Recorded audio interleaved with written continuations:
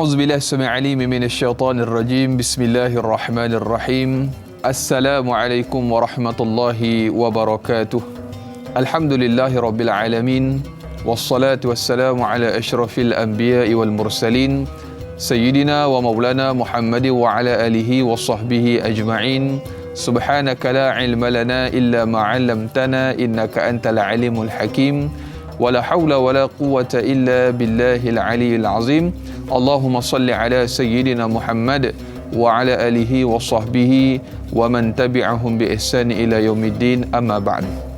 Apa khabar sedang penonton setia Tanyalah Ustaz? Biar tahu jangan keliru, saya mengharapkan walau di mana jua anda semua berada, mudah-mudahan senantiasa dalam keadaan sihat walafiat, dirahmati lagi disayangi oleh Allah Subhanahu wa taala. Amin Allahumma amin. Alhamdulillah. Pertama dan selamanya dan senantiasa marilah sama-sama kita panjatkan, kita rafakkan syukur kehadrat Allah Subhanahu wa taala atas limpah kurnia, hidayah, inayah, petunjuk daripada Allah Subhanahu wa taala. Dapat lagi sama-sama kita dipertemukan pada pagi ini dalam Tanyalah Ustaz.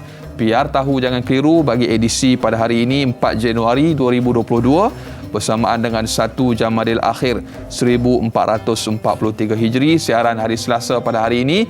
Terima kasih atas tontonan perempuan, para penonton, ibu-ibu, ayah-ayah, bakal penghuni syurga Allah Subhanahu wa taala. Tajuk cukup menarik untuk sama-sama kita perkatakan, kita diskusikan pada pagi ini, iaitu pengajian hadis saat hujan berterusan.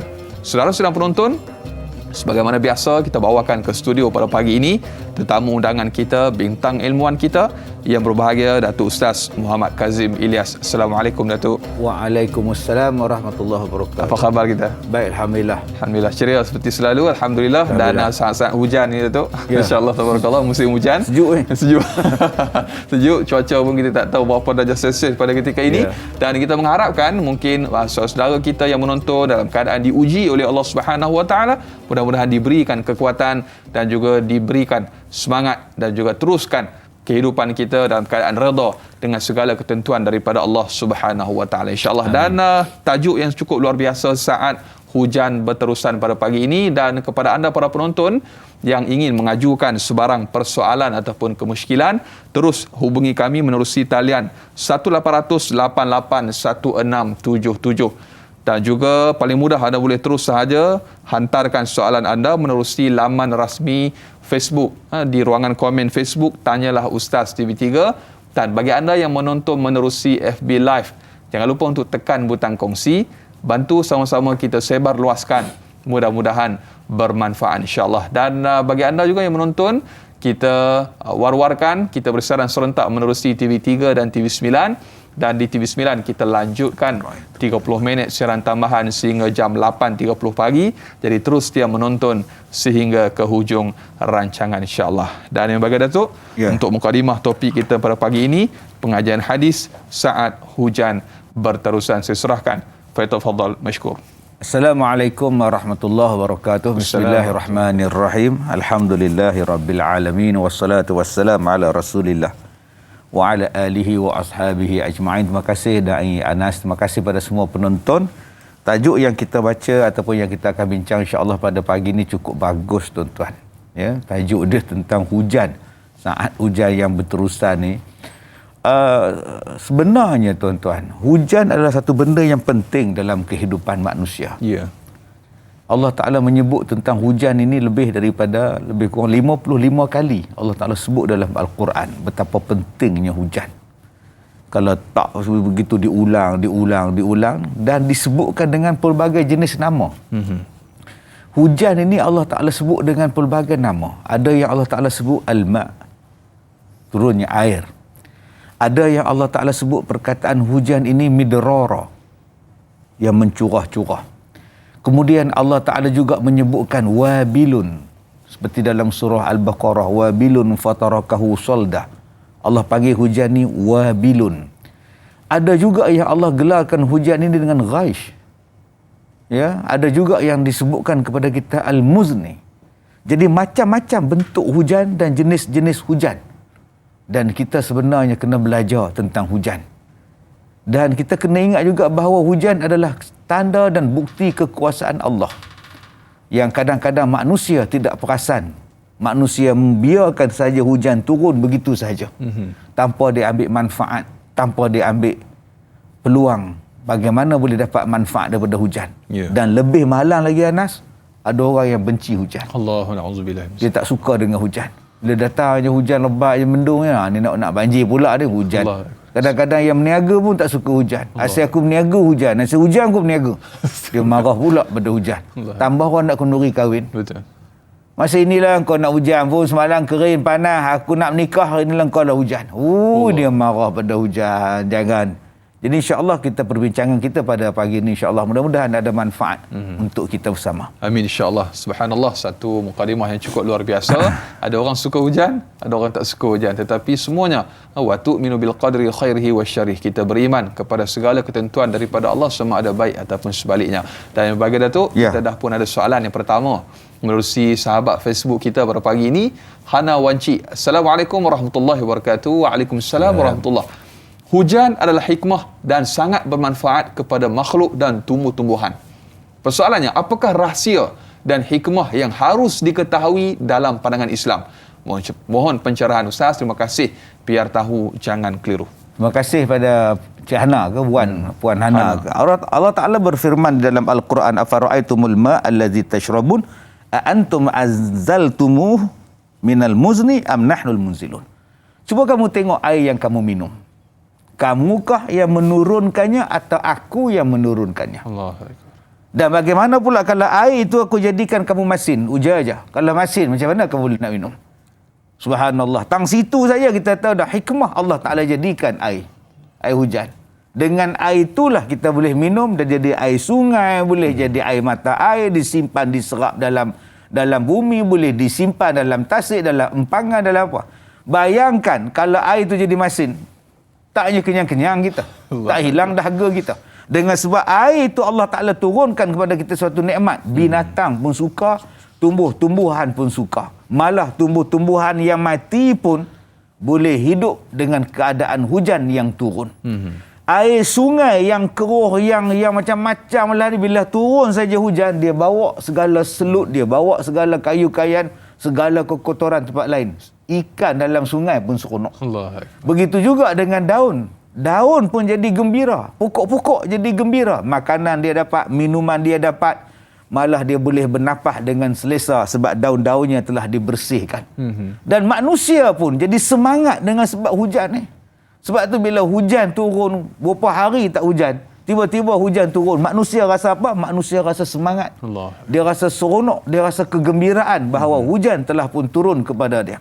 Dan hujan juga mendatangkan rahmah, mendatangkan barakah kepada kita, mendatangkan rahmat, mendatangkan keberkatan kepada kita. Dan Allah tanya kepada kita, kamukah yang menurunkan hujan atau aku yang menurunkan hujan? Allah. Jangan lawan Tuhan.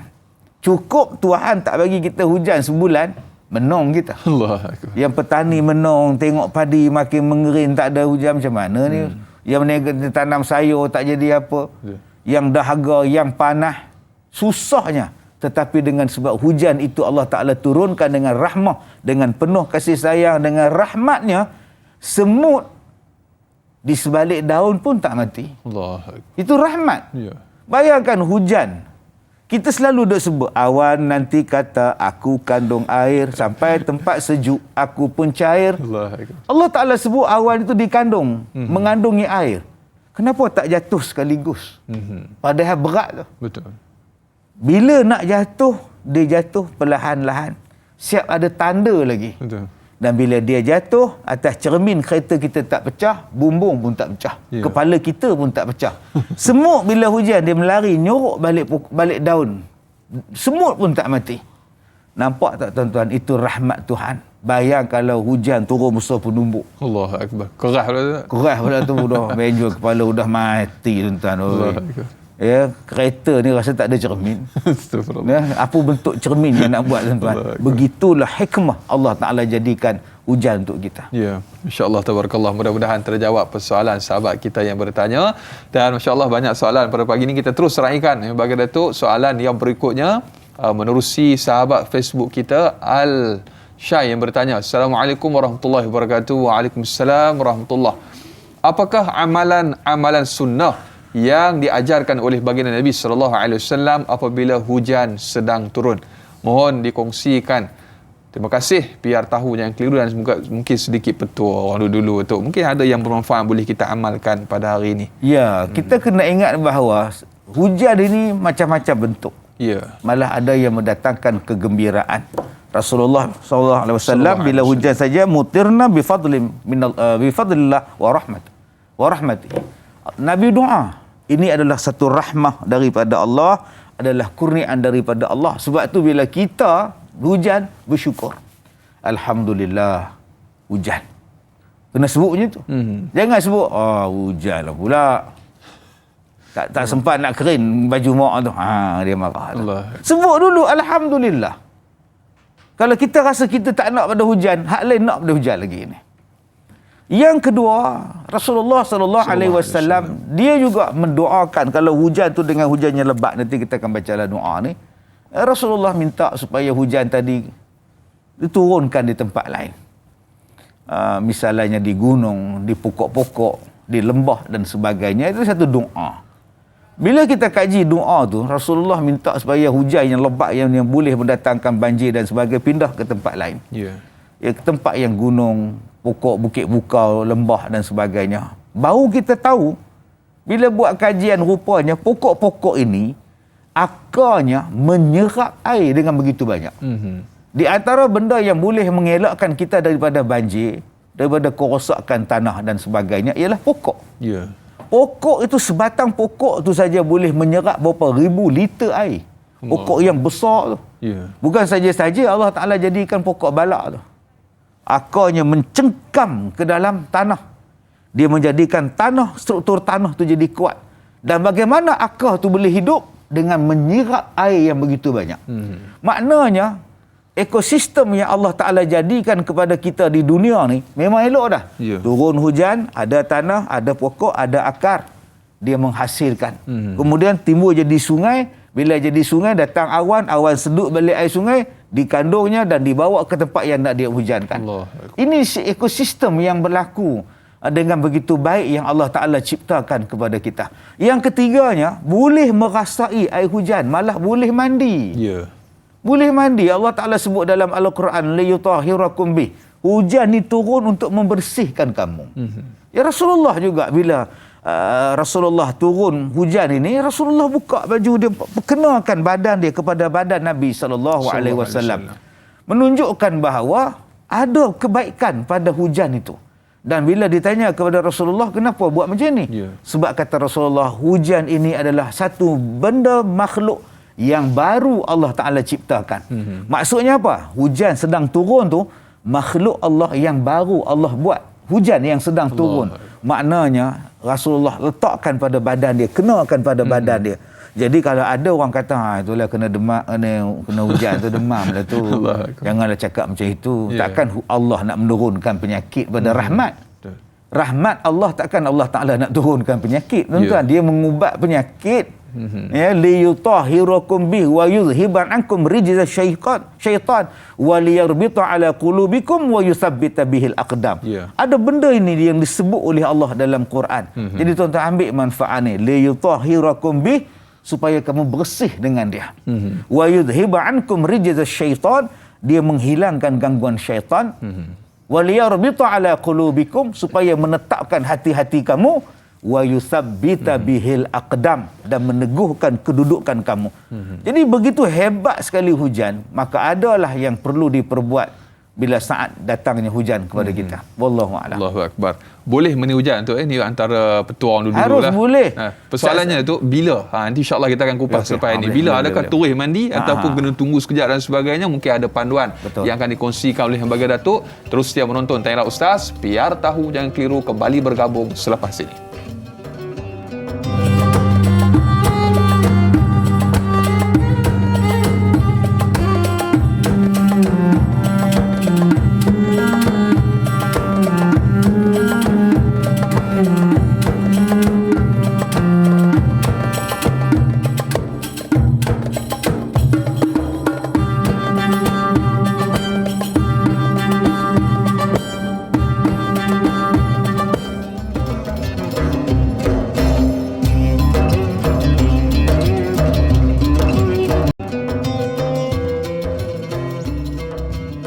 Alhamdulillah, masih lagi terus setia bersama dengan Tanyalah Ustaz. Biar tahu, jangan keliru. Para penonton, ibu-ibu, ayah-ayah bakal penghuni syurga Allah Subhanahu Wa Taala. Amin, insya-Allah. Kita masih lagi berbicara topik pengajian hadis saat hujan berterusan. Kita bersama dengan yang berbahagia Ustaz Datuk Muhammad Kazim Ilyas. Dan yang bagi Datuk tadi ada dikongsikan sedikit antara panduan ataupun sunnah baginda Nabi sallallahu alaihi wasallam saat menerima hujan, dan juga petua-petua orang dulu-dulu gitu. Dan bila sebut boleh mandi hujan ni, masanya tu ataupun kaedahnya, adakah boleh terus mandi? Sebab ada orang kata tu hujan sekarang ni tak macam dulu tu. Mungkin sedikit perkongsian tu. Ya. Yang pertama sekali, kita dengar cerita hujan dulu lain, hujan sekarang lain. Ya. Biar betul pula. Pasal bila pula hujan beza pula. Sebab dia kata hujan sekarang ni dia penuh dengan asid. Ya. Jadi bila asid tu tak elok untuk kita mandi. Yang bahaya. Okey, itu yang pertama lah. Ya. Yang kedua, kata dia hujan ni boleh bawa penyakit. Ya. Kalau kau demam, kau rasa semua kan kena penyakit kan, pasal kena hujan. Jadi orang pun takut pada hujan. Sebab tu orang hari ni berlari. Orang dulu-dulu, kalau zaman kita dulu-dulu, zaman saya lah, Anas muda lagi, waktu hujan adalah waktu untuk kita berlari main bola. Betul. Seronok main bola. Berjalan. Berlari main. Pasal apa? Pasal hujan turun. Badan jadi kuat. Sekarang pula, berlari pula. Kenapa? Hujan. Takut penuh. Betul. Betul. Yang pertama, yang ketiga, petua ni petua saya. Kalau tak nak ikut tak nak ikut, sudahlah. Saya suka tunggu air hujan pada malam Jumaat. Kadang-kadang bila malam Jumaat tu saya turun hujan, waktu malam, memang saya keluar pada rumah, mandi hujan malam Jumaat, cukup bagus. Okey. Kalau kat leha tu, kalau boleh, pakailah tudung semua. Jangan duduk berkemban pula depan tu. Orang datang tengok kat leha kan, biar benar kat leha ya. Yang kedua, air hujan yang nak mandi tu, kalau boleh yang lebat tadi, biar dia turun dulu peringkat awal. Dalam 10 minit, 5-10 minit dia turun dulu. Lepas tu kita mandi. Ada yang kata pula, Ustaz, saya tunggu dalam 10 minit. Elok 10 minit berhenti hujan, Ustaz. Tak ada rezeki lah. Buat macam mana kan? Jadi kalau setakat hujan renyai-renyai apa semua, tak payahlah. Kita nak hujan yang midrarah, yang mencurah-curah tadi ni, mendatangkan kebaikan, mendatangkan rezeki kepada kita. Yang seterusnya, saya suka simpan air hujan untuk saya jadikan mandi biasa. Walaupun bukan hujan, saya simpan, nanti saya mandi air hujan. Kadang saya rendam kaki dengan air hujan. Ya, kadang saya bubuh garam, bubuh air hujan, saya akan rendam kaki saya. Ya, dalam menggunakan air hujan. Dan juga air hujan jadikan minuman. Ya, selalunya kalau saya nak buat perubatan dan sebagainya, saya akan baca Bismillahirrahmanirrahim dalam 1000 kali. Baca pada air hujan tadi, jadikan sebagai satu bentuk minuman. Jadi ini benda-benda yang ada kebaikan ataupun manfaat pada air hujan. Jadi jangan tuan-tuan takut dengan air hujan. Ya, melainkan ialah hujan tu dia turunkan api, memang kita rasa takutlah, tapi hujan dia menurunkan air. Air merupakan satu nikmat dalam kehidupan kita. Allahu Akbar. Dan ketika ini kita paparkan yang bagi Datuk, doa ketika aja mungkin boleh dikongsikan sedikit oleh bagi Datuk. Ini adalah satu doa yang boleh diamalkan kita sekarang. Bila hujan tu berterusan, bila hujan tu sekarang tak berhenti ni, kita ambil doa yang dibaca oleh Nabi SAW.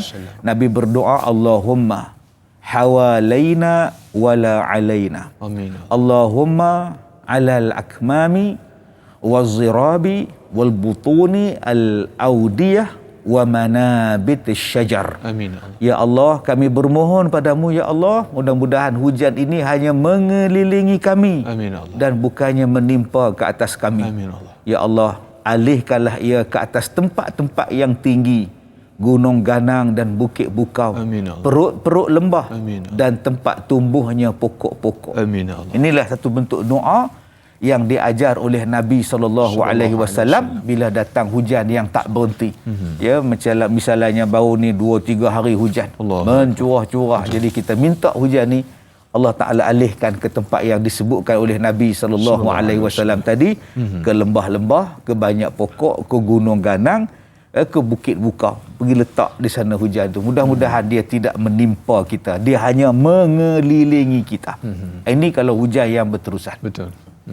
Dan bagi Datuk, berikutnya tadi kita bicarakan tentang mandi hujan. Ini ada soalan berkenaan dengan wuduk dengan air hujan ni. Muhammad Izzuddin di Facebook yang bagi Datuk, Assalamualaikum warahmatullahi wabarakatuh. Waalaikumsalam warahmatullahi. Hujan adalah air yang diturunkan dari langit dan penuh keberkatan kepada semua makhluk di atas muka bumi ini. Adakah kita digalakkan mengambil wuduk dengan air hujan saat hujan turun berterusan? Pencerahan, terima kasih. Saya suka soalan daripada Muhammad Izzuddina ni. Izzuddin ni. Oh, Izzuddina pula dah. Nama gelap apa? Sebab kadang-kadang kita di masjid, air kolah masjid tu biar buang je air bumbung tu. Dikeringkan. Kan dikeringkan pula. Apa salahnya air kolah masjid tu simpan daripada air hujan? Betul. Kan bagus. Seolah-olah hujan tu tidak ada bererti pada kita. Allahu Akbar. Kita lebih suka sangat pada air pipe, kita suka pada air klorin dan sebagainya. Kenapa kita tidak memanfaatkan air hujan? Di rumah kita tak ada palung hujan, tak ada tangki air. Betul. Sampai nak mandi pun kita gunakan. Sedangkan hujan tu Allah Ta'ala turunkan kepada kita. Saya mencadangkanlah kepada pihak-pihak yang berkenaan masjid, surau dan sebagainya. Sediakan palung, sediakan kolah untuk air bertakung, air hujan di situ. Jemaah boleh mengambil air wuduk daripada situ. Natural. Ya. Mana dia lebih sejuk, dia lebih suka pada kita ni. Lebih seronok kita. Air tu tak dibuang begitu sahaja. Betul. Yang keduanya, kalau nak ambil wuduk, boleh ke nak ambil wuduk waktu air hujan mencurah turun? Pulanglah kalau tak basah baju. Kan? Tak lagi pergi ambil pakai jubah, pergi ambil hujan turun kat masjid cantik, pergi ambil. Udah, lenjun maju. Jadi imam. Jadi imam lah tu. Gigi baca biar benar bang. Jadi tak salah kita nak ambil wuduk tu, kita simpan lah tadah dengan apa cebok ke apa, apa nama, baldi ke, kita dengan jang air ke tadah. Jangan kita turun pula kemudian masuk dalam masjid. Allahu Akbar, udah banjir masjid. Yuk, biar benar ke yuk. Jadi boleh dan tak salah. Silakan. Dan kalau di rumah betul-betul lah kita boleh mandi, kita boleh ambil wuduk terus. Ini kalau yang di masjid, di surau tadi ni, saya mengesyorkan baik kita buat kolah yang dibuat untuk khas untuk menampung air hujan. Itu lagi air pun jimat, belanja air pun jimat, nak basuh kereta ke, nak siram pokok ke, air hujan ada. Allah. Ini sampai nak basuh longkang pun begini. Kan? Sedangkan air hujan Allah Ta'ala bagi kepada kita. Betul. Nikmat yang cukup banyak. Allahu Akbar. Mudah-mudahan terjawab persoalan sahabat kita yang bertanya. Dan di talian pada pagi ini yang bagi Datuk, yang pertama kita ada pemanggil. Halo, Assalamualaikum. Waalaikumsalam. Siapa di talian? Saya Norini Abdul Latif daripada Buntong, Ipoh, Perak. Ya, silakan puan. Assalamualaikum Datuk. Waalaikumsalam. Saya nak bertanya dua soalan. Mula saya nak baca sikit yang Ustaz baca tadi lah. Ya. A'udzubillahi minasyaitanirrajim. Bismillahirrahmanirrahim. Ya ayyuhallazina amanu la tubtilu sadaqatikum bil manni wal adha kalladhi yunfiqu malahu ria'an nas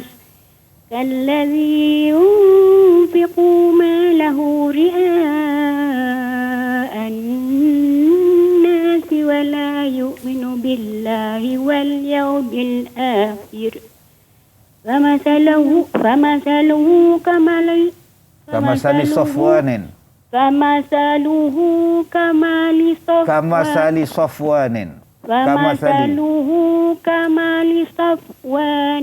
عليه تراب فأصابه وابل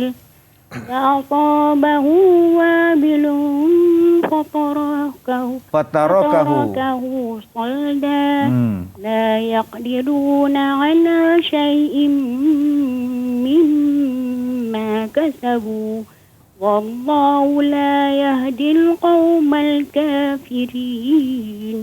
صدق الله العظيم. Soalan saya dah tanya tadi Ustaz, saya lupa. Mana ada soalan? Belum. Tak Soalan baca saya nak terus je. tanya lah. Tak ada soalan. Ini macam tilawah Quran pula ni. Tak apa. Boleh ke Ustaz? Saya Tak tanya apa, dah soalan. baca. Apa soalan dia? Apakah kita kena bersabar dengan ujian ini atau sebaliknya? Ya. Pertama, kedua, hujan itu memberi manfaat pada manusia. Ya. Contoh, ia menimbulkan suasana kesegaran pada manusia. Kemudian saya nak akhiri dengan pantun dua kerat lah. Hujan lebat, janganlah cemas. Ya. Kalau keluar, pakailah mask. Itu saja. Assalamualaikum warahmatullahi wabarakatuh. Waalaikumsalam Allahu warahmatullahi Akbar. wabarakatuh. Terima kasih kepada Rini. Quran dia dapat, soalan dia baca, Kena kat dia. pantun pun ada. Hebat orang beruntung ni. Hebat. Silakan tu insya-Allah. Baik, ayat yang Puan Nur Nuraini Aini baca tadi tu berkenaan dengan fatarakahu solda la yaqdiruna ala syai'in mimma kasabu, tentang orang yang bersedekah. Ya. Allah berikan gambaran orang yang bersedekah ria'an nas, kerana riak pada manusia. Allah memberikan juga gambaran dia, balasan dia macam hujan yang turun di atas batu yang habis debu-debu itu hilang itu saja. Jadi perumpamaan orang yang bersedekah tapi menunjuk-nunjuk pada orang lain macam hujan yang menimpa pada batu, jadi batu tu licin, bersih, tak ada apa. Jadi Allah Ta'ala bagikan juga rupanya hujan di dalam Al-Quran ini merupakan satu bentuk misalan, satu bentuk perumpamaan. Sebab Allah bagi perumpamaan ni Da'i Anas, benda yang kita jumpa setiap hari. Betul. Di antaranya ialah hujan. Macam mana hujan turun atas batu, bila kena hujan saja licin. Macam itulah orang yang bersedekah, nunjuk pada orang, tak ada faedah apa pada dia.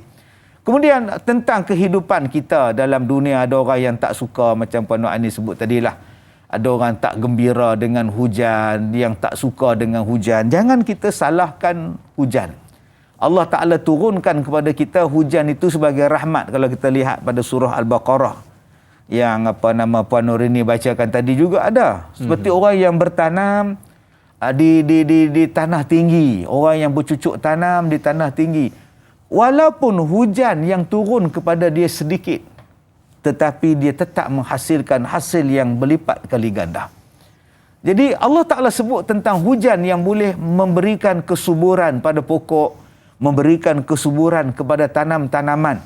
Sehinggalah kita menanam di kawasan tanah tinggi pun, hujan yang turun sekali pun, hujan yang turun sikit pun, sudah memadai untuk menghasilkan buah yang baik, sayur yang baik dan sebagainya.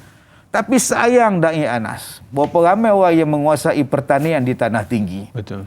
Al-Quran menceritakan hasil yang bertanam di tanah tinggi 2 kali lipat, 2 kali ganda daripada orang yang bertanam di tanah rendah. Allahu Akbar. Tapi sayang, yang menguasai Cameron Highland siapa? Yang bekerja di sana, yang buka ladang, yang ada ladang teh, ladang sayur, ladang jagung apa semua, berapa persen orang Islam. Sedangkan kita dah dapat Al-Quran. Betul. Quran bagi tahu manfaat hujan dan manfaat tanah tinggi. Tapi sayang, ya, kita masih lagi nak berebut jawatankuasa kampung, nak berebut jawatankuasa masjid. Allah. Itu yang kita nak berebut, tapi kita tak ambil Allah Ta'ala bagi bagaimana pertanian yang terbaik di tanah tinggi. Wallahu a'lam. Allahu Akbar. InsyaAllah. Tabarakallah. Itu antara satu perkara yang dikongsikan oleh Baginda Datuk. Mudah-mudahan bermanfaat kepada kita dan terjawab persoalan sahabat kita bertanya sebentar tadi. Dan banyak lagi akan kita kupas untuk topik kita pada pagi ini. Terus setia menonton Tanyalah Ustaz. Biar tahu jangan keliru. Kembali bergabung selepas ini.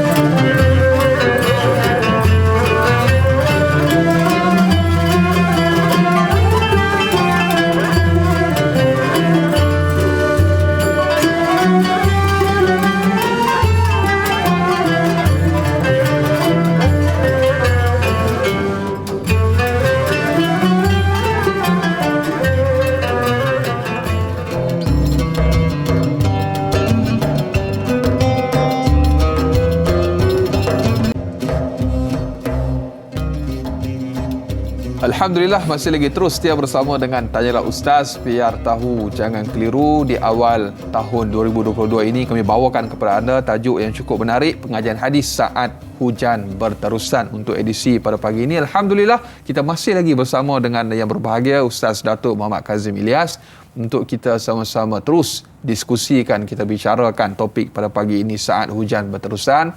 Telah pun banyak soalan yang kita kupas, kita jawab, dan kepada anda para penonton yang ingin mengajukan sebarang persoalan ataupun kemusykilan, jangan malu, jangan segan malu bertanya sesat jalan. Hubungi kami menerusi talian bebas tol 1-800-881677 atau paling mudah terus sahaja tinggalkan soalan anda menerusi laman rasmi Facebook Tanyalah Ustaz TV3. Jangan lupa untuk yang menonton menerusi FB Live, tekan butang kongsi, sama-sama bantu sebarkan, mudah-mudahan bermanfaat insya-Allah. Dan yang bagi Datuk, kita teruskan lagi soalan yang diajukan oleh sahabat kita yang bertanya menerusi laman rasmi Facebook. Intan Zurina Abdul Razak bertanya, Assalamualaikum warahmatullahi wabarakatuh. Waalaikumsalam warahmatullahi. Kita disarankan untuk melaungkan azan ketika mana berlakunya ribut kencang dan hujan lebat. Persoalannya, bagaimanakah pula ketika hujan yang berterusan tanpa ribut? Bolehkah azan dilaungkan juga untuk mengelakkan seperti berlakunya banjir? Terima kasih atas pencerahan. Dihadiahkan sekaki payung berwarna biru tu. Okey, terima kasih pada Intan. Orang kita kalau hujan lebat, ribut, taufan, dia akan azan. Ya. Yeah. Okey. Dan saya rasa dalam di rumah saya, di kampung saya di Ipoh tu, dalam 2 bulan lepas kot ribut kuat lepas maghrib. Oh, saya ingat kau apa benda pusing rupanya ribut daripada lumut, dia bawa ke Batu Gajah, datang ke Ipoh, naik ke Pulau Kangsa sampai ke Bagan Serai pergi dia. Mata singgah. Oi, mata dia pun singgah buat beraya juga ribut ni. Jadi waktu itu saya azan. Minta azan Allahu Akbar sekuat-kuatnya. Ya. Bukan kita azan pelannya Allahu Akbar. Bukan. Itu macam malu nak azan pula. Azan Allahu Akbar. Boleh. Tak harus kita untuk azan. Jangan kata pula Nabi buat ke ustaz. Kita itu masalah kita ni. Nabi buat ke ustaz. Minta dalil. Itu minta dalil pula. Pening pula kita. Allah. Azan. Menandakan masuk waktu ialah dengan jam. Tunjuk jam pula kan. Menunjukkan masa masuk waktu jam. Ya. Kalau tak azan pun masuk waktu. Boleh solat. Semayanglah. Azan pun belum. Dah pukul 1:30. Apa Zuhur dah masuk semayang? Yelah, masalahnya azan pun belum. Benda tu sunat untuk kau azan, bang. Bukan maknanya bila azan tu masuk waktu. Tak semestinya juga. Kalau kau bang subuh pukul 5:30 pagi, belum lagi. Betul. Subuh kita di Kuala Lumpur ni 6-8 minit. Di Ipoh 6:15, 6:14. Kalau dia azan subuh pukul 15, semayang. Apa semayang? Belum masuk waktu. Tak tengah azan tadi. Itu azan ngejut orang. Biar benar kamu. Jadi, kena faham tu. Yeah. Azan bukan semata-mata untuk menandakan masuk waktu. Azan panggil orang mai semayang. Begitu juga azan adalah satu lambang kebesaran, syiar. Betul. Maka harus untuk kita kalau dilanda ketakutan, ya, misalnya ribut, taufan dan sebagainya, kita azan. Begitu juga dengan kelahiran orang baru. Yeah. Anak kecil, kita pun azan juga. Jadi tidaklah salah untuk kita azan. Ada setengah orang marah, kenapa kau pergi haji azan? Yeah. Kau bukan nak semayang, kau nak buat haji. Kan kita nak musafir. Kita di Malaysia dulu ni merdeka pun kita azan. Betul. Malam merdeka tu kita azan. Jadi tuan-tuan yang saya hormati, maka kalau ribut kita azan kuatlah, boleh, harus. Yang kedua, kalau hujan berterusan macam mana ustaz? Nanti banjir pula. Kan tadi doa dah dia baca tadi, Allahumma hawalana tadi. Itu yang kita baca doa. Itu yang Nabi buat. Kita minta hujan ni berhenti, dialihkan ke tempat lain. Dia mengelilingi kita. Dia tidak menimpa ke atas kita. Ya. Wa ma alaina. Dia tak menimpa atas kita. Dia mengelilingi kita saja. Hawal saja. Dia hanya duduk di tepi saja. Yang tu Nabi buat. Jadi kalau hujan yang berterusan, yang begitu lebat, yang kita bimbang air sungai akan naik dan sebagainya, itulah yang dibuat oleh Nabi sallallahu alaihi wasallam. Sallallahu alaihi wasallam. Masya-Allah, tabarakallah. Mudah-mudahan terjawab persoalan sahabat kita yang bertanya. Dan berikutnya ni juga tentang marah ni, tentang hujan ni. Fadli Maksyah di Facebook, Datuk. Ya. Assalamualaikum warahmatullahi wabarakatuh. Waalaikumsalam warahmatullahi. Soalannya, sesungguhnya hujan yang turun adalah nikmat dan rahmat yang Allah Subhanahu wa taala berikan. kepada seluruh makhluk di atas muka bumi ini. Sesungguhnya air hujan yang turun telah mengikut kadar yang ditentukan Allah Subhanahu wa taala. Apakah pandangan yang baga Datuk dengan makhluk, yakni yang bernama manusia, yang sering menyalahkan Tuhan dengan air hujan setelah berlakunya banjir dan sebagainya berkenaan dengan air? Terima kasih, biar tahu, jangan keliru. Oh, ini soalan orang hebat ni. Allah. Ya, cara dia soal tu kita tahu hebat tak hebat Fazli Mat Shah ni. Kita boleh rujuk jawapan kepada soalan saudara Fazli Mat Shah ni di dalam surah Az-Zukhruf ayat yang ke-11. Allah berfirman, "Wallazi nazzala minas sama'i ma'a biqadar." Dan dialah yang menurunkan hujan daripada langit itu dengan kadar yang ditentukan. Yeah. Maknanya Allah Ta'ala menurunkan hujan itu memang sukatan, cukup cantik lah. Yeah. Kalau kita lihat proses macam mana Allah mengambil air, diletakkan di dalam awan, kemudian dibawa sampailah berarak dan bertembung hujan, jadi turunnya hujan. Di situ kita lihat bahawa Allah Ta'ala menurunkan hujan itu memang mengikut kadar yang ditentukan. Dan tuan-tuan yang saya muliakan, kadar yang ditentukan oleh Allah itu adalah baik untuk kita. Adalah cukup untuk kita. Untuk pokok, untuk ikan, untuk manusia, untuk tanah.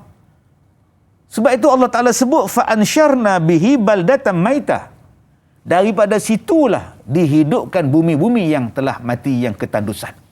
Menunjukkan bahawa sampai pada satu tahap hujan yang diturunkan tadi boleh menumbuhkan tumbuh-tumbuhan.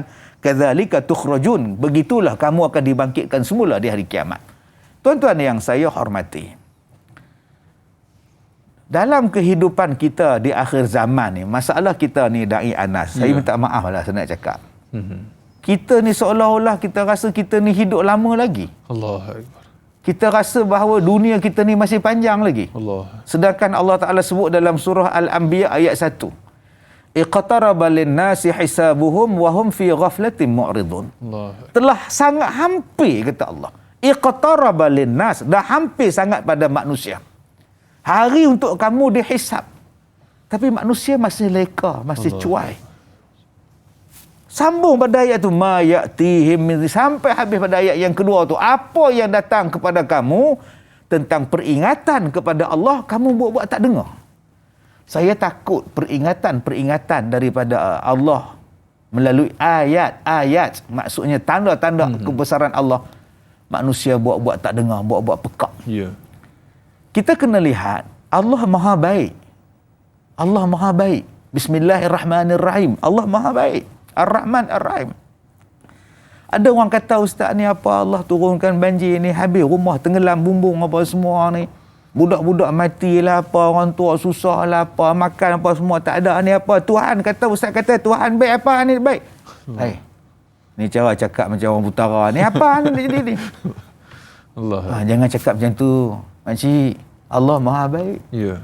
Cuma kita kaji balik, hujan ni apa benda? Ya. Adakah berlakunya banjir dan sebagainya itu berpunca daripada tangan-tangan kita? Zaharal fasadu fil barri wal bahr bima kasabat aydin nas. Berlakunya kerosakan di darat, di lautan ni puncanya tangan-tangan manusia. Jangan salahkan Tuhan. Allah Ta'ala turunkan hujan ni mengikut kadar yang cantik dah untuk kamu. Sesuai dengan pokok, dengan tanah, dengan rumah, dengan kehidupan manusia, dengan sungai. Tapi kalau ekosistem manusia telah ubah, terganggu, air ni nak pergi ke mana? Ya. Tadi saya sebut bahawa sebatang pokok itu boleh menyerap air beribu liter. Allah Akbar. Maknanya selamat. Sungai-sungai yang Allah Ta'ala jadikan itu dalam surah Az-Zukhruf ayat 10. Ya. Allah Ta'ala kata, kami yang jadikan jalan-jalan di atas muka bumi ni. Menunjukkan jalan-jalan tu juga zaman dulu kala jalan utama ialah sungai. Betul. Sungai adalah satu bentuk pengaliran air hujan yang paling cantik sekali. Tapi kalau sungai dirosakkan, kalau pokok dirosakkan, gunung ganang dirosakkan, tidakkah air hujan tu datang ke rumah kita? Ya. Dia masuk dalam bilik tidur kita sampai hapus bumbung kita. Jadi jangan salahkan hujan. Sebab Allah Ta'ala kata, hujan itu turun adalah kadar yang terbaik untuk kamu. Cuma kamu saja. Saya rasa tak seronok bila tengok sungai-sungai makin kecil. Allah. Dulu kita mandi sungai besar, mandi sungai. Bila saya balik tengok dah tak boleh nak mandi. Lebih malah lagi, sungai dah disimenkan kiri kanan. Sungai dah disimen. So macam mana tanah nak masuk air? Dan lebih tak seronok bila saya tengok di sepanjang sungai orang bina bangunan. Rezek-rezek sungai dah habis. Jadi inilah yang perlu diperbetulkan balik untuk mengelakkan musibah. Allahu Akbar. Perlu dimuhasabah, perlu dikaji. Dulu tak berlaku, kenapa sekarang baru berlaku? Ini mungkin ada sesuatu rahsia yang Allah Ta'ala sembunyikan untuk sama-sama kita renung dan juga kita perbaiki. Banyak lagi akan kita kongsikan yang berbagai Datuk. Terus setia menonton Tanyalah Ustaz. Biar tahu jangan keliru, kembali bergabung selepas ini.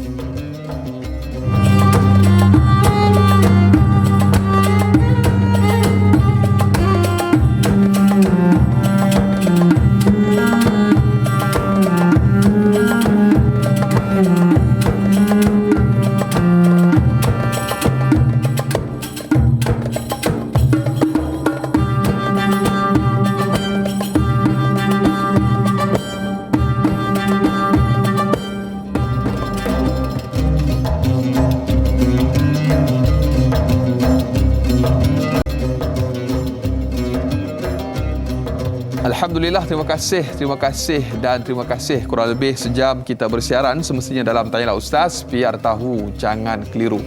Saudara sedang penonton, ibu-ibu, ayah-ayah bakal penghuni syurga Allah Subhanahu wa taala. Kita masih lagi berbicara pengajian hadis saat hujan berterusan bersama dengan yang berbahagia Ustaz Datuk Muhammad Kazim Ilyas. Dan yang bagi Datuk, kita mengalu-alukan lagi kepada para penonton yang ingin mengajukan sebarang persoalan ataupun kemusykilan, hubungi talian bebas tol 1-800-881677 dan paling mudah terus sahaja tinggalkan soalan anda menerusi laman rasmi Facebook Tanyalah Ustaz TV3. Jangan lupa tekan butang kongsi di FB Live. Jangan lupa share, sebarkan ke grup Telegram, WhatsApp dan sebagainya. Mudah-mudahan lebih ramai yang menonton kita pada pagi ini, insya-Allah. Dan yang bagi Datuk, orang kampung saya pernah sebut, dia kata let your kindness be like rain, dia kata. That cares not about whom it falls upon, dia kata. Maksud dia, biarlah kebaikanmu seperti hujan yang tak peduli pada siapa pun ia jatuh. Allahu Akbar. Ini satu kata pujangga menyebutkan bahawa kebaikan kita biarlah ia jatuh ke mana sahaja, sekalipun kepada orang yang kita tak suka. Jadi inilah kehidupan. Dan terkadang tidak semua apa yang kita nak kita dapat tu. Dan kita ada soalan yang diajukan oleh sahabat kita di Facebook, Syahira Lia Muhammad, yang bertanya, Assalamualaikum warahmatullahi wabarakatuh. Adakah fenomena hujan juga boleh mendatangkan syirik kepada akidah umat Islam? Kerana mereka menyandarkan fenomena dan musim hujan kepada makhluk selain daripada Allah Subhanahu wa taala. Mohon penjelasan, terima kasih. Ini kepercayaan tertentu. Dulu saya ada baca di Afrika, ada bomoh hujan yang sedang melakukan ritual mengalihkan hujan, menolak hujan. Dia sambung adik peti. Tengah-tengah buat aktiviti tu. Udah dia sambung adik peti, udah kolu dia. Kemudian saya jumpa dengan mata kepala saya sendiri tahun akhir tahun 90-an, bila ada satu program besar nak dibuat. Di tengah padang tu ada tungku, maksud saya tungku ni macam orang nak masak, ada bata, ada tungku, semua ada periuk. Saya tanya, apa hal ni? Dia kata kita nak halih hujan ke tempat lain. Saya kata hujan tu kan rahmat, biarlah hujan. Ini ada majlis besar ni ustaz, kata dia. Kalau hujan turun, rosaklah program. Kemudian, kan hujan tu rahmat, buat apa dia tolak? Dia kata saya bukan tak nak hujan, kita bukan tak nak hujan, kita nak hujan pergi tempat lain. Oh gitu. Jadi apa aktiviti dia? Tu aktiviti dia. Dia bakar lah apa benda pun, saya malas campur lah, tak kamu lah. Kemudian dia buat pada jauh, dia tolak. Ui, terror benar. Itu namanya aktiviti menolak hujan. Saya rasa banyak orang yang terlibat dengan benda ni bila nak buat program-program majlis-majlis besar, kenduri kahwin pun kadang-kadang dia buat. Ada orang dulu bila nak mengelakkan hujan, kenduri kahwin, orang tua-tua pula dia ambil buah kelapa, dia letak dalam bilik mandi dia. Dulu bilik mandi orang tua-tua rumah kita besar, sekarang dia kecil je dekat penjuru bilik air kan. Dulu besar, boleh berenang dalam dia letak begitu. Ada juga yang ambil baju pengantin, dia lempar atas bumbung. Allah. Dia kata untuk mengelakkan hujan. Kalau Allah nak turunkan hujan, kamu lemparlah baju apa pun. Buburlah buah nyor ke, buah tembikar ke dalam kolah air tu. Kalau Allah kata hujan, hujan juga. Ya. Sebab itu Nabi SAW menyebutkan kepada kita, mutirna bi rahmatillah wa bi rizqillah wa fadlillah minallah fahuwa mu'min bi kafirun bil kawakib. Nabi SAW sebut kafirun bil kawakib. Siapa yang mengatakan bahawa hujan ini adalah rahmat daripada Allah, kelebihan daripada Allah, maka dia beriman kepadaku. Fahuwa mu'minun bi. Dia beriman kepadaku, kafirun bil kawakib. Maka dia kafir kepada bintang-bintang. Tetapi kalau manusia berkata, wa amman qala mutirna bin najmi kada wa huwa mu'min bil kawakib kafirun bi. Siapa yang mengatakan bahawa hujan ni turun kerana bintang tu. Hujan ni turun pasal bintang tu. Pasal bintang-bintang tu hujan ni akan turun. Maka dia telah beriman kepada bintang. Dia tidak beriman kepada aku. Allah. Sebab itu hujan turun bukan sebab bintang ni datang, bintang ni datang. Bukan. Hujan turun, dia termasuk benda yang di bawah kekuasaan Allah. Dia yang menurunkan hujan itu. Wallahu a'lam. Allahu akbar. Mudah-mudahan terjawab persoalan sahabat kita yang bertanya. Dan berikutnya yang bagi Datuk, kita ada pemanggil di talian yang berikutnya pada pagi ini, Kak Yat. Hello, Assalamualaikum. Waalaikumsalam, Da'i Anas. Ya. Apa khabar, Da'i? Alhamdulillah. Terima kasih, Da'i. Ya, Boleh silakan. cakap dengan Ustaz, ya? Ya, silakan. Assalamualaikum, Ustaz. Waalaikumsalam. Kak Ayat doakan semoga Ustaz senantiasa dalam rahmat Allah, Ustaz. Amin, Sihat insyaAllah. walafiat. Amin, amin. Allah. Terima kasih. Soalan Kak Ayat, Ustaz. Ya. Adakah fenomena biasa sering kerap terjadinya hujan di Mekah sekarang, Ustaz? Kadang-kadang kita tengok dalam YouTube kan, ada kata tanda nak kiamat dan sebagainya. Ya. Dan tadi Ustaz kongsikan tentang makbul doa pada hujan pada hari Jumaat. Dan adakah hujan antara maghrib dan isyak juga adalah doa makbul, Ustaz? Ya. Itu saja soalan Kak Ayat, Ustaz. Terima kasih. Assalamualaikum. Sama-sama. Waalaikumsalam warahmatullahi wabarakatuh. Hujan di Tanah Haram. Ya. Okay, tanda Ustaz tu. Setiap satu benda ni, Da'i Anas, ada tanda. Ya. Allah Ta'ala ni maha baik. Berkali-kali saya sebut. Allah maha baik, Allah maha baik. Ar-Rahman, Ar-Rahim tu dalam bahasa kita maha pemurah lagi maha mengasihani. Maha mengasihani ni baiklah. Ya. Allah kesian pada kita. Sampaikan soalan dalam kubur pun Allah Ta'ala bagi tahu apa soalan nak keluar. Allah. Sampai Allah Ta'ala bagi tahu ciri-ciri ahli syurga, ciri-ciri ahli neraka, Allah bagi tahu. So janganlah kita buat amalan ahli neraka.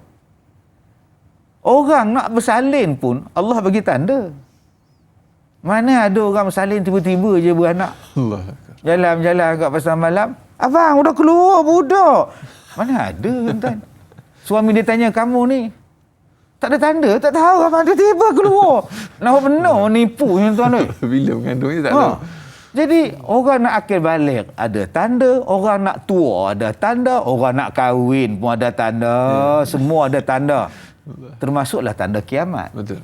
Sebab tu saya rasa kena kaji balik. Kalau kita ni ada penyakit tapi tak ada simptom, ini benda pelik. Betul. Dia menyalahi daripada segi adat. Betul. Ya, kalau tak ada simptom, buat apa kita nak sibuk? Jadi jangan kita mengatakan bahawa benda ni tak ada tanda. Kiamat ada tanda. Salah satu tanda kiamatnya ialah pertukaran cuaca. Ya. Hujan kerap ke, hujan tak kerap ke, hujan kemarau. Sebab dalam hadis sebut akan berlaku kemarau 3 tahun sebelum kiamat berlaku. Tahun yang pertama hujan dikurangkan sebanyak ini. Tahun yang kedua hujan diturunkan berapa peratus. Tahun yang ketiga hujan diturunkan berapa peratus. Sehinggalah pada saat itu manusia menghadapi kebuluran yang dahsyat. Binatang-binatang semua mati melainkan yang dikehendaki oleh Allah. Kemudian Nabi juga sebutkan tentang petanda-petanda kiamat. Ya, bahawa pertukaran cuaca, pertukaran sistem cuaca berlaku di tanah Arab.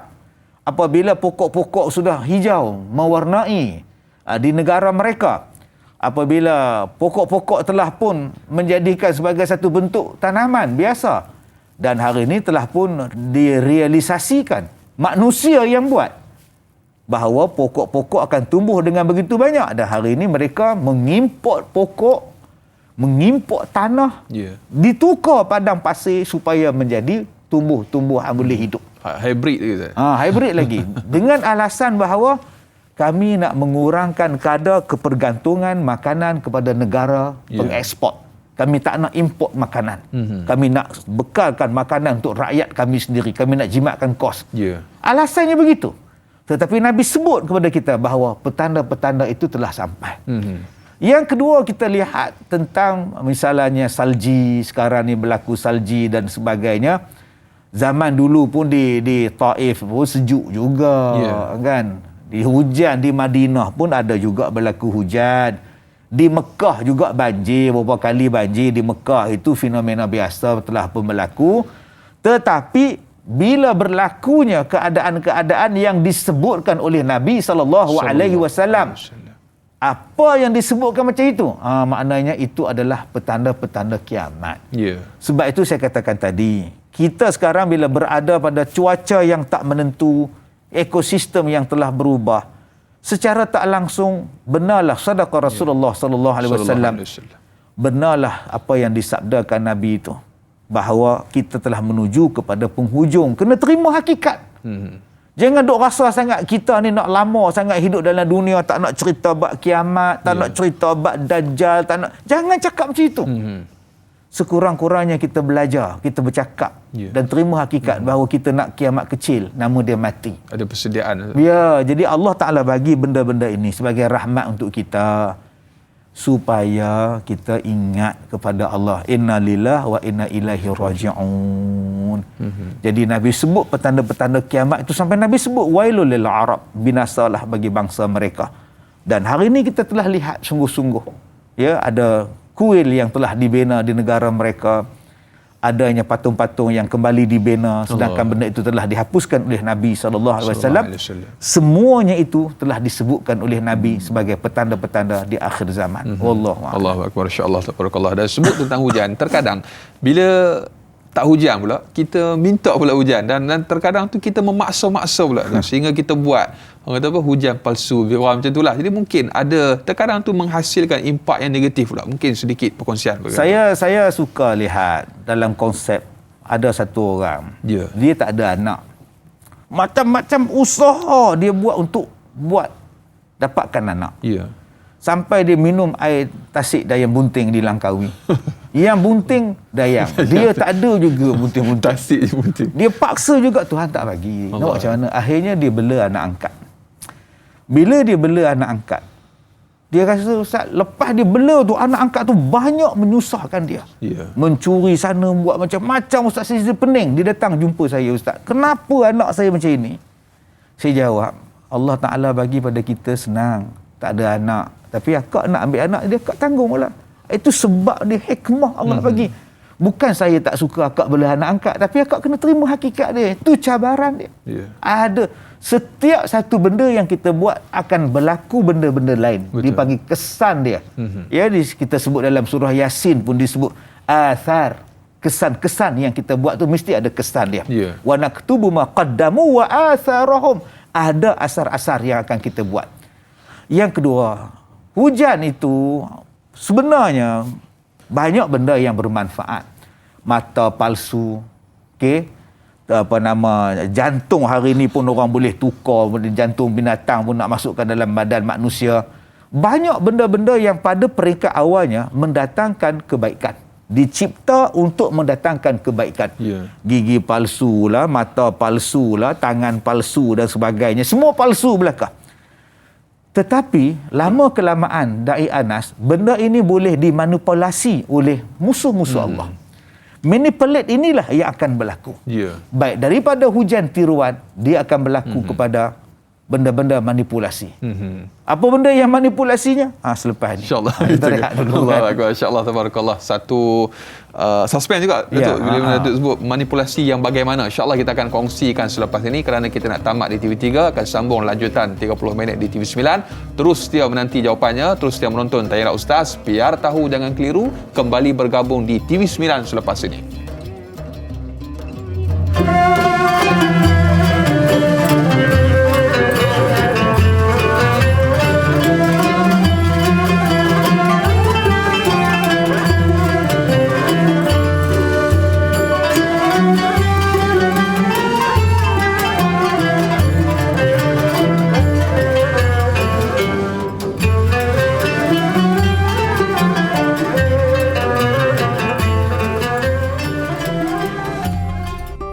gunakan sukan itu sebagai satu alat untuk mendedahkan aurat. Maka menjadi biasalah orang Islam untuk mendedahkan aurat.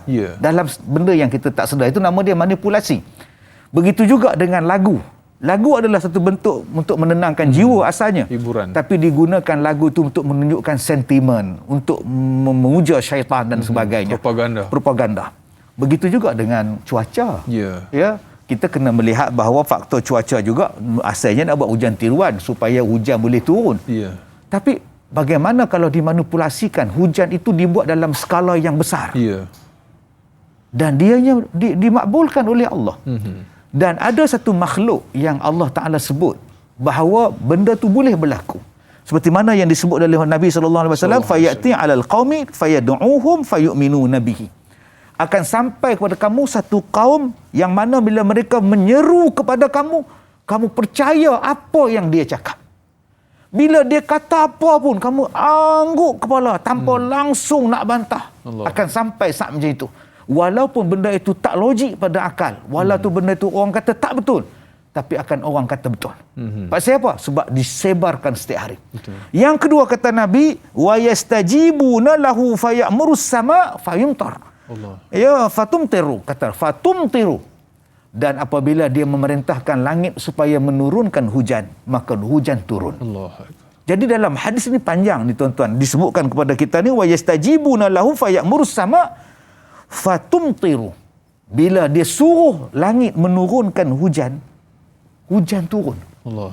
Ada benda itu. Makhluk itu ada. Namanya apa? Namanya ialah Dajjal. Rupanya teknologi Dajjal ini tuan-tuan, dia boleh buat benda-benda ini. Tapi bila kita cakap benda ini, orang katakan, ini teori. Ini bukan teori, ini hadis. Hadis adalah fakta. Bahawa Allah Ta'ala berikan kekuasaan kepada mereka buat benda-benda ini. Yang akhirnya bila turun dalam jumlah yang luar biasa, orang mula menyalahkan Tuhan. Orang tak percaya pada Tuhan. Tuhan zalim, Tuhan jahat, Tuhan ini. Itu tujuan dia. Dan pada masa itu mereka akan beriman kepada Dajjal. Dan Dajjal termasuk dalam tanda-tanda kiamat. Salah satu kerja Dajjal ialah mengubah sistem cuaca. Yang saya sebutkan tadi, mungkin soalan Kak Yat tadi tentang salji di negara Arab dan sebagainya. Itu pun kita tak boleh nak menolak seterusnya. Wallahu a'lam. Allahu akbar. Mudah-mudahan terjawab dan mudah-mudahan Allah Subhanahu wa taala melindungi kita, membangkitkan kita daripada lena tidur kita yang panjang. Amin, insya-Allah, untuk kita bangkit sedar bahawa fitnah itu merupakan fitnah dan kita buat persediaan untuk menghadapinya, insya-Allah. Dan bagi Datuk, soalan yang berikutnya menerusi Muhammad Faizal bin Ahmad di Facebook. Assalamualaikum warahmatullahi wabarakatuh. Waalaikumsalam warahmatullahi. Kebiasaannya apabila hujan lebat pada waktu malam, ramai yang tarik selimut sampai melalaikan solat, terutamanya solat subuh. Tetapi sekarang tidak lagi. Bila mana hujan sahaja, semua akan risau dan bimbang. Mula berzikir dan berdoa supaya minta supaya jangan banjir. Adakah ini caranya Allah Subhanahu wa taala menunjukkan kemarahannya kepada kita yang semakin lalai dan ingin kita kembali kepadanya bersimpuh di hadapannya? Mohon perkongsian biar tahu jangan keliru.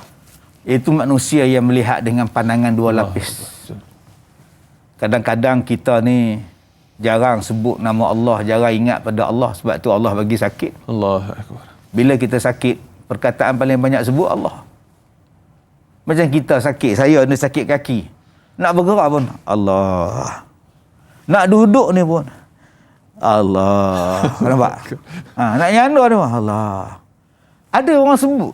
Bila nak duduk daripada sakit tu, Kazim. Rasa tak ada. Tak ada tuan-tuan. Bila sakit saja, Allah. Tujuan dia apa? Tujuan dia untuk kau sebut nama Allah banyak-banyak. Walaupun payah. Walaupun payah. Sebab apa? Sebab bila sakit tu, perkataan yang paling nak disebut ialah Allah. Allah. Lepas tu, kalau isteri dia marah, lagi panjang Allah tu. Masa sihat tak ada sebut Allah, masa sakit Allah, lagi panjang Allah dia. Jadi tuan-tuan yang saya muliakan, begitu juga Allah Ta'ala bagikan kepada kita musibah. Banyak orang yang lari daripada masjid, jauh daripada masjid. Tapi bila datang satu musibah, tidak ada tempat lain yang dia lari. Mencari perlindungan, dia akan pergi ke masjid. Kenapa waktu senang kita tak pergi ke masjid? Tapi Allah Maha baik. Allah panggil kita ke masjid. Mari berlindung di masjid. Apa pun. Dulu kita lihat tsunami di Aceh. Orang lari ke masjid. Tetap berlindung sebab itu adalah rumah Allah. Jadi tuan-tuan, jom kita ubahkan. Mudah-mudahan kita tarik orang ke masjid. Bukan menghalang-halang lagi untuk orang ke masjid. Begitulah dengan solat.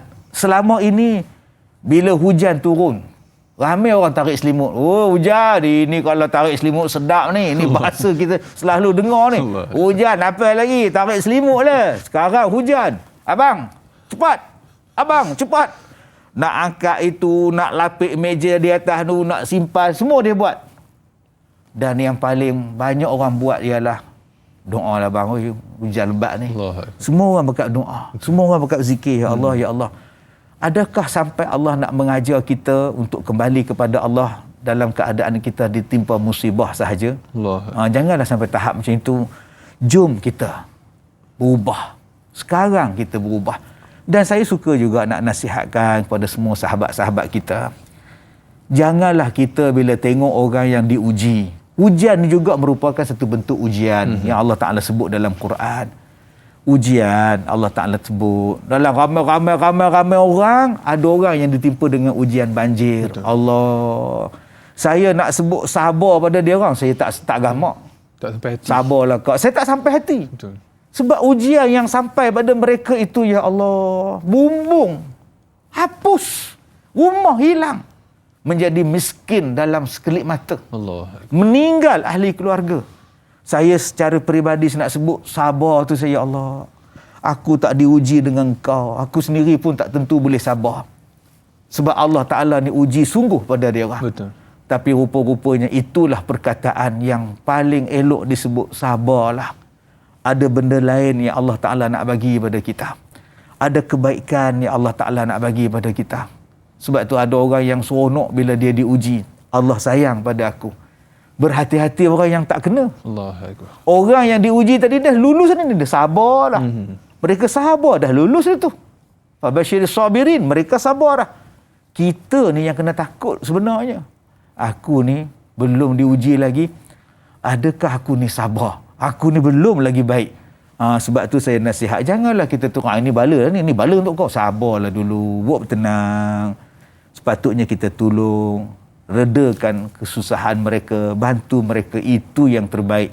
Bukan sama-sama kita nak menyalahkan, tapi dalam masa yang sama kita kena juga ingat bahawa setiap sesuatu mesti ada sebab dan musababnya. Itulah yang perlu ambil iktibar. Wallahu a'lam. Allahu akbar. Berikutnya tu ada soalan berkenaan dengan air Zam-Zam dan juga kaedah rawatan Islam atau ruqyah ni.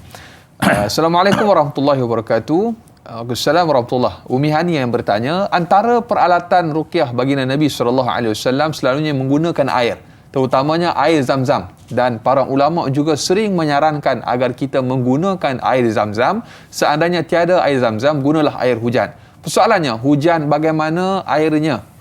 Hujan bagaimanakah airnya baik untuk dijadikan sebagai ruqyah? Hujan yang macam mana tu? Mohon pencerahan Ustaz. Terima kasih. Biar tahu yang keliru, insya-Allah kita akan jawab soalan itu. Kita nak berehat seketika, terus setia menonton.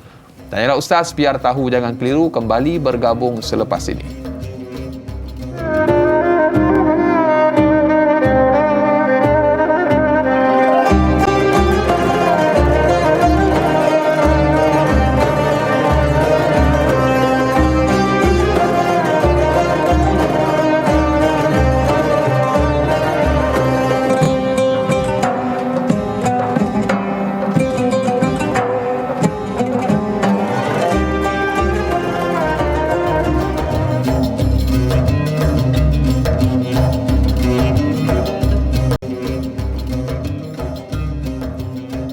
Alhamdulillah, sehingga ke hujung rancangan masih lagi terus setia bersama dengan Tanyalah Ustaz, biar tahu jangan keliru. Saudara sedang penonton, jadilah seperti hujan. Di mana pun jatuhnya, ia bermanfaat. Tidakkah engkau lihat bahawa hujan tidak pernah membezakan tempat jatuhnya? Sama ada ianya di antara istana orang kaya ataupun rumah orang-orang miskin. Inilah hebatnya hujan yang Allah Ta'ala ciptakan. Jadilah ataupun ambillah falsafah seperti hujan, insya-Allah. Dan yang bagi Datuk, kita masih lagi berbicara topik kita pada pagi ini, pengajian hadis saat hujan berterusan. Dan kita ada soalan yang telah pun kita bacakan sebentar tadi. Umi Hani yang bertanya tentang peralatan ruqyah ataupun perubatan bagi Nabi SAW selalunya menggunakan air, terutamanya air Zam-Zam. Kalau tak ada air Zam-Zam, boleh tak guna air hujan, dan air hujan yang bagaimanakah, dan juga kaedah yang mungkin boleh dikongsikan, dipersilakan. Ya, air Zam-Zam tu sendiri pun adalah penawar. Ya. Ya, disebutkan kepada kita dia mengubat mengikut niat kita. Ya. Mengubat penyakit mengikut niat kita. Sebab tu kalau kita minum air Zam-Zam, misalnya kita ni ada penyakit diabetes misalnya, baca surah Al-Fatihah 7 kali niat, ya Allah, dengan keberkatan air Zam-Zam ni mudah-mudahan hilanglah diabetes aku ni, ya Allah. Bukan minta, ya Allah hilangkanlah betis aku, silap, lupa nak sebut, hilang pula betis dia pula. Jadi air Zam-Zam tu sendiri adalah ubat mengikut penyakit kita, niat kita. Yang kedua, misalnya Nabi ada sebut dalam satu hadis, bagi orang yang demam panas, Nabi suruh kita berubat dengan air. Diambilkan air, diperahkan dan diletakkan, dan di tempat yang di dahi ke, di perut ke, dengan air. Dan doa yang dibaca, Bismillahil kabir, a'udzubillahil azim min kulli syarri aqin na'arin wa min syarri harin nar. Makna itu ada hadis yang disebutkan kepada kita tentang perubatan menggunakan air.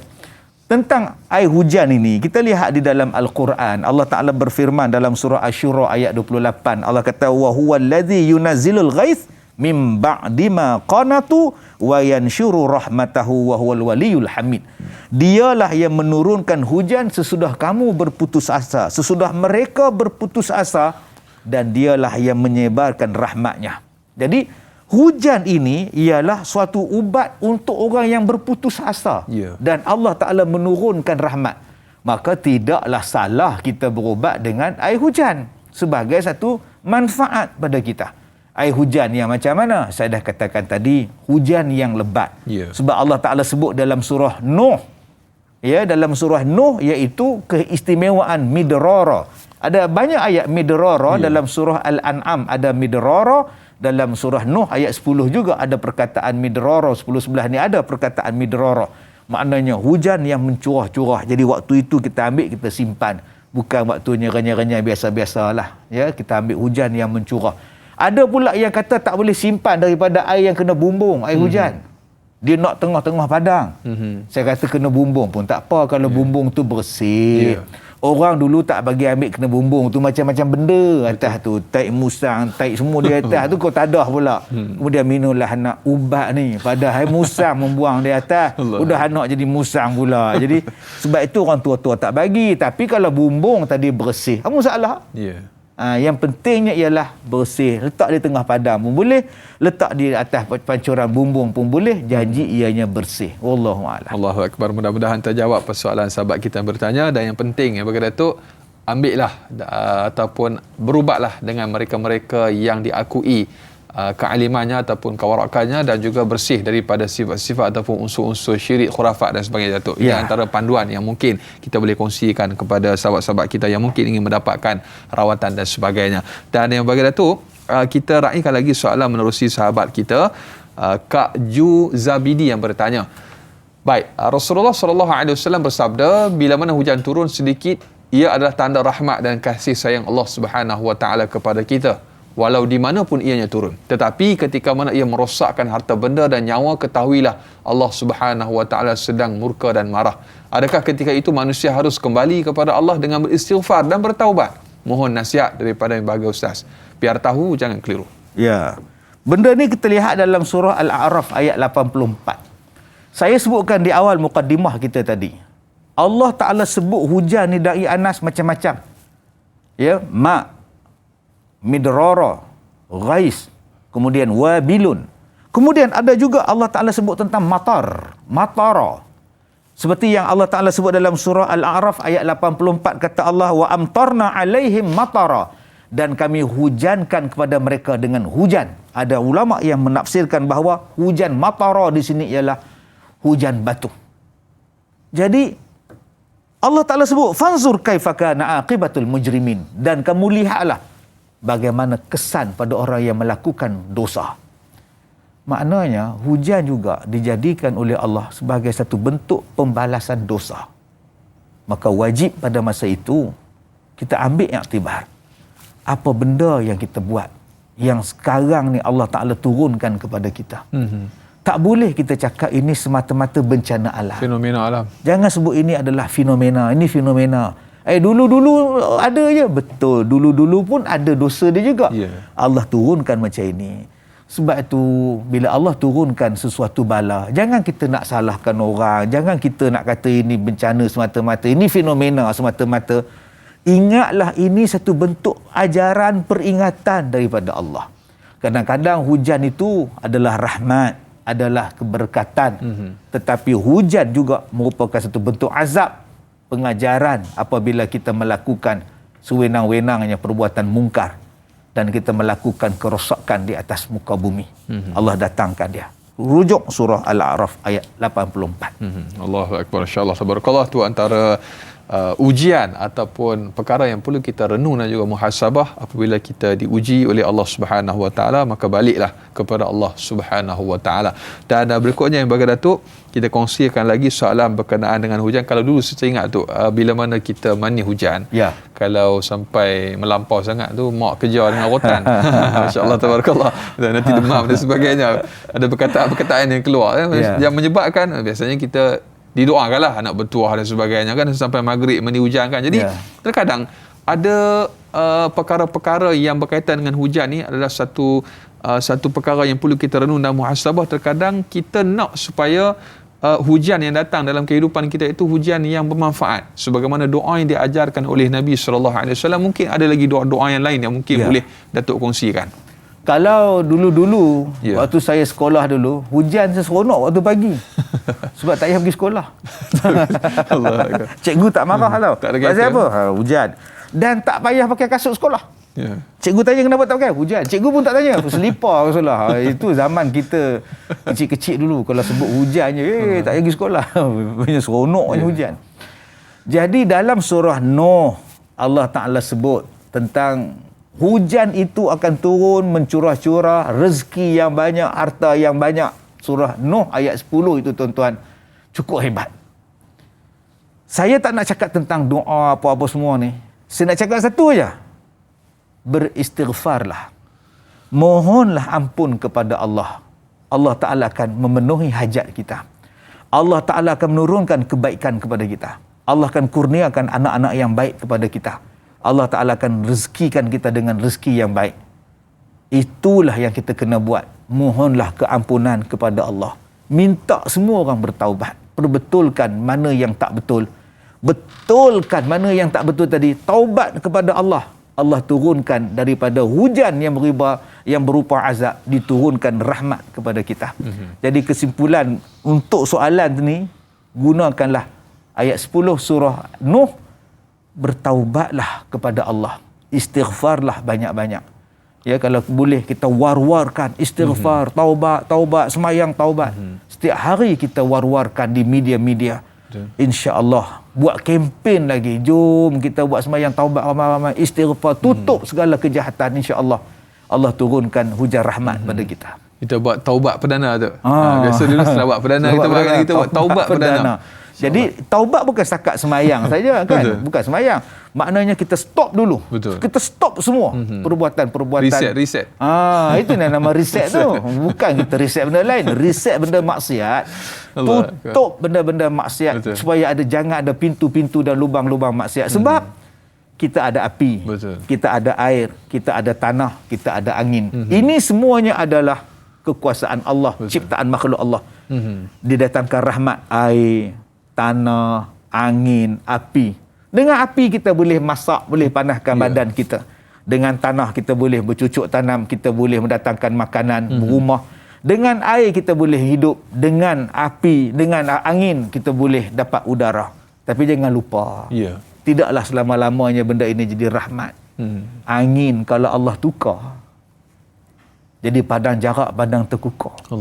Daripada angin sepoi-sepoi, angin menderu, daun jatuh menimpa batu kuburan. Elok je lagu tu. Tapi kalau dia mari taufan, buka mata pun tak boleh. Jangan sampai jadi macam itu. Api, kita boleh guna lighter, nak cucuk api lah, nak cucuk apalah. Boleh panaskan badan dengan elektrik, dengan apa semua ni, masak. Tapi kalau Allah murka, Satu negeri boleh terbakar. Allah. Yang ketiga, tanah. Mana ada tanah melawan? Datang bekho korek, datang jentolak korek, kita cangkul pun dia tak pernah melawan. Cangkullah dia, kau nak buat lubang 4 segi ke, kau nak tanam pokok ke, tanah tak pernah melawan. Tapi kalau sampai dia dah murka, dia tukar tanah jadi gelongsor, dia tukar tanah menjadi runtuh, tak ada siapa boleh hidup dengan baik. Harga rumah jadi jatuh, harga apa pun jadi jatuh kalau kita duduk kawasan gempa bumi, tanah runtuh. Yang keempat, air. Air dia ikut cakap kita, dibotolkan, dibotol, dibuka, ditutup. Tapi kalau sekali Allah murka, dia boleh tukarkan air tadi Allah jadi bah. Bukan lagi banjir, jadi bah. Dia boleh menenggelamkan rumah, satu negeri boleh tenggelam, malah satu dunia punah tenggelam dengan bah. Sebab itu tuan-tuan, jom kita bertaubat. Sebab dalam bahtera Nabi Nuh, kisah Nabi Nuh alaihi salam, kita boleh lihat air menghancurkan manusia, tapi air juga menghancurkan manusia yang bertaubat dalam bahtera Nabi Nuh. Allahu Akbar. Ibarat kata pepatah, sekali air bah, sekali pantai berubah. Dan yang bagi Datuk, sedar tak sedar kita telah pun sampai ke penghujung rancangan untuk topik kita pengajian hadis saat hujan berterusan. Panjang lebar telah pun kita kongsikan, kita jawab persoalan yang diajukan oleh sahabat-sahabat kita. Mudah-mudahan bermanfaat dan kita dapat sama-sama amalkan dalam kehidupan kita. Dan terakhir kita minta yang berbahagia Datuk kongsikan ataupun bacakan sedikit doa. Mudah-mudahan Allah Subhanahu Wa Taala memberkati kita, insya-Allah. Bismillahirrahmanirrahim. Alhamdulillah wassalatu wassalam ala Rasulillah wa ala alihi wa ashabihi ajma'in. Ya Allah ya Rahman, amin, Kau turunkanlah hujan yang rahmat kepada kami ya Allah. Amin Allah. Bukannya menurunkan hujan yang membawakan azab pada kami ya Rahman. Ya Allah ya Rahman, kami bermohon padamu ya Allah, hindarilah kami daripada musibah ya Allah. Amin. Jauhilah kami daripada musibah ya Allah. Ya Allah ya Rahman, Tuhan yang Maha Pemurah, berikanlah kesabaran, berikanlah ketenangan hati, kekuatan jiwa kepada saudara-saudara kami yang ditimpa dengan ujian dan musibah banjir ya Allah. Amin ya Allah. Berikanlah kesabaran dan kekuatan hati kepada mereka ya Allah. Amin. Dan gantikanlah apa yang telah musnah dengan sesuatu yang lebih baik untuk mereka ya Allah. Amin. Kami hanya mampu berdoa untuk mereka, dan insya-Allah kami sedaya upaya akan menolong mereka ya Allah. Amin.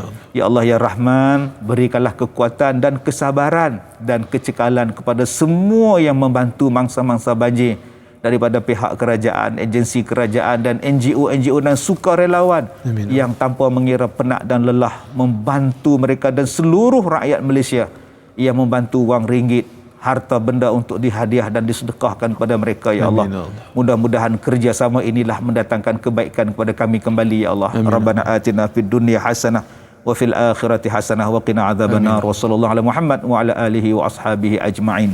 Walhamdulillahi rabbil alamin. Amin amin ya rabbal alamin. Alhamdulillah. Terima kasih yang berbahagia Datuk atas perkongsian pada pagi ini. Esok sebagaimana biasa, saudara sedang penonton, kita akan bersama dalam topik fiqh pesakit mental bersama dengan moderator Da'i Hadari dan juga yang berbahagia tetamu undangan kita Ustaz Ahmad Fawaz Fazil. Jam dan juga waktu yang sama semestinya dalam Tanyalah Ustaz. Biar tahu, jangan keliru. Jazakallah khair sekali lagi kepada Datuk. Semoga Allah Subhanahu Wa Taala memberikan kesihatan yang baik kepada Datuk. Diberikan kekuatan, ditambahkan ilmu pengetahuan untuk terus membimbing kita, masyarakat kita, terutamanya para penonton Tanyalah Ustaz. Dan terima kasih kepada anda para penonton. Jangan mencari yang sempurna. Sempurnakanlah apa yang ada, tidak ada yang sempurna melainkan Allah Subhanahu Wa Taala. Sehingga berjumpa lagi. Assalamualaikum warahmatullahi wabarakatuh. Waalaikumsalam warahmatullahi wabarakatuh.